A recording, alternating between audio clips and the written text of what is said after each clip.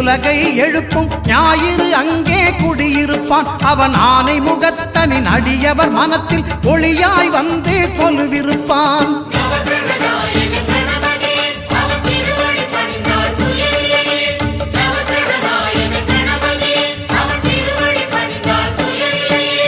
ஒன்பது கோளும் ஒன்றாய் காண அங்கு கற்பகம் என்னும் கடவுளின் மெய்யில்